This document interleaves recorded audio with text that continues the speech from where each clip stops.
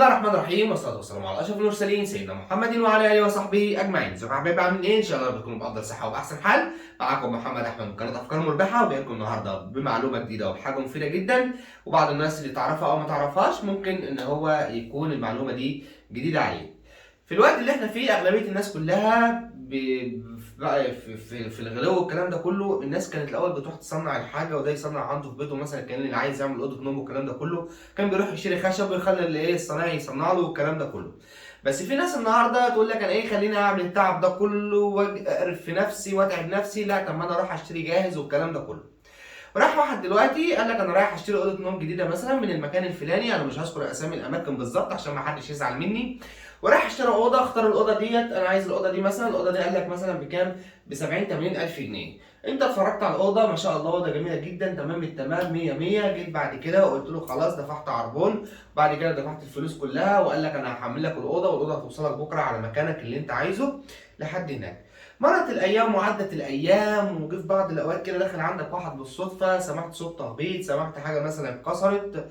جه مثلا جبت نجار عشان خاطر يشوف لك الاوضه فيها ايه. جه يشوف لك الاوضه، لقى مثلا الكسر اللي يعمله ده، وهو بيفتح الكسر لقى في الكسر مكان الكسر بلط. مكان الكسر لقى فيه بلاط. يعني معنى كده ان اللي جبت من عنده الاوضه يعتبر غشك وضحك عليك، عشان خاطر تيجي تشيل الحاجه تلاقي الحاجه تقيله، لقيت في مكان الحاجه بلاط، كسر رخام، الكلام ده كله موجود في قلب الايه؟ في قلب الحاجه.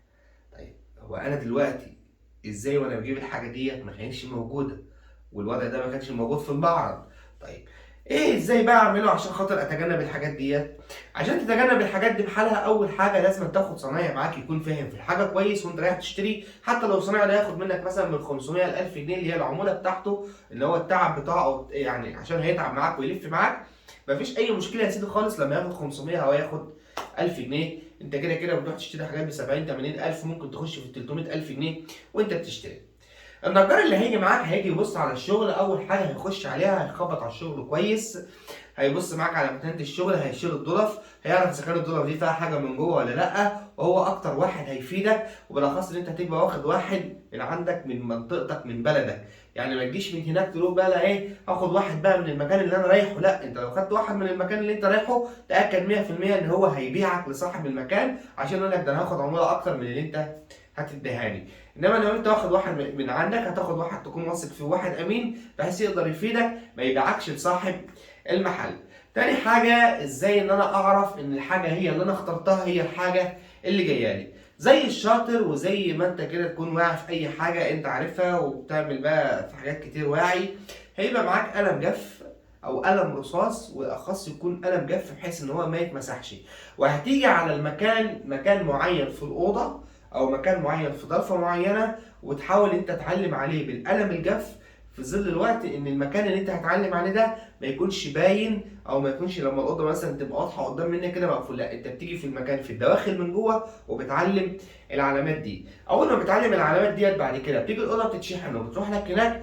انت لو لقيت فيها العلامات اللي انت معلمها دي، اعرف ان انت كده ايه، هي دي الاوضه اللي انت مختارها. طب لو ما لقيتش العلامات دي موجوده، اعرف كده يا صديقي ان هي ديت الاوضه اللي مش انت مختارها، والاوضه الاصليه اللي موجوده في المعرض اتغيرت وجات لك اوضه تانيه مكانها مضروبه. واعرف ان انت كده انضحك عليك واتغشيت في الاوضه بتاعتك. فعشان تتجنب الامور دي بحالها، زي ما قلت لك، هتجيب قلم، وفي اي علامه على كل مكان في الاوضه هتعلمه بقلم ازرق في مكان مخفي، بحيث ان انت تكون عارف المكان ده ومحدش غيرك يعرفه. ربنا يقدرنا على فعل الخير، والناس بتقعد معانا ما تزعلش مننا. بس يا جماعه والله انا بفيدكم في الحاجات دي كلها، وان شاء الله يا رب تكونوا استفدتوا من الفيديو، وان شاء الله انتظروا فيديو جديد باذن الله.